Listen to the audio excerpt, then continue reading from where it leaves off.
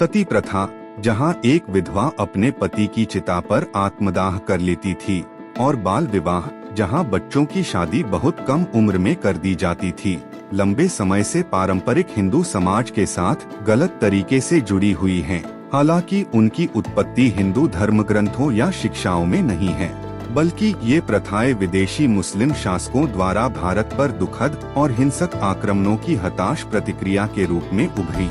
जब इन क्रूर मुस्लिम आक्रमणकारियों ने हिंदू राज्यों पर विजय प्राप्त करना शुरू किया, तो पराजित राज्यों की महिलाएं खुद को बेहद असुरक्षित महसूस करने लगी। उस समय आक्रमणकारियों की प्रथा के अनुसार बंदी महिलाओं को अक्सर विजेताओं द्वारा जबरन दासी या रखैल के रूप में ले जाया जाता था। अपनी स्वतंत्रता और गरिमा को खोने के इस भयानक भाग्य का सामना न करते हुए कई महिलाओं ने आत्मदाह करने का कठिन विकल्प चुना और अपने हाल ही में मृत पतियों की चिता में कूद गयीं।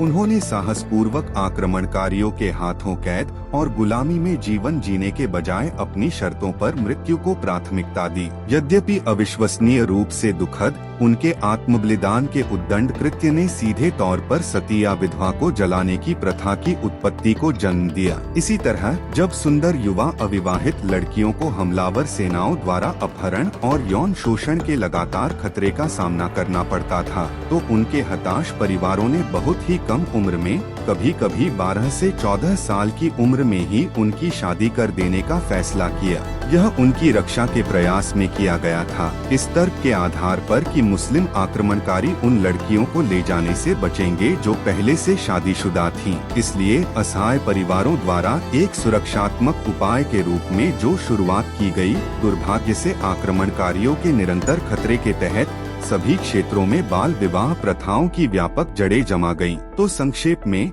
सती और बाल विवाह जैसी चरम प्रथाओं को अपनाने के पीछे का इरादा हमलावर सेनाओं द्वारा की गई असहनीय क्रूरता के सामने महिलाओं के सम्मान और गरिमा के आत्मसंरक्षण की तत्काल आवश्यकता से आया था।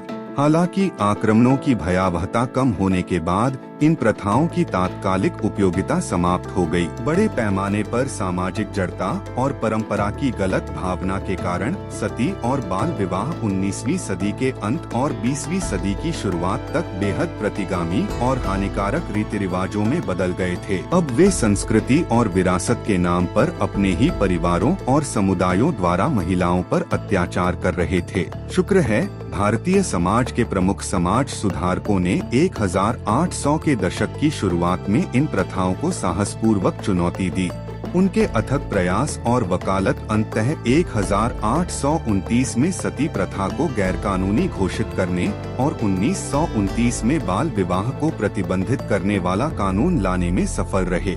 एक अधिक न्यायपूर्ण समाज बनने के लिए आत्मनिरीक्षण और आत्म सुधार करने की यह क्षमता भारतीय सभ्यता के असाधारण आकर्षणों में से एक बनी हुई है।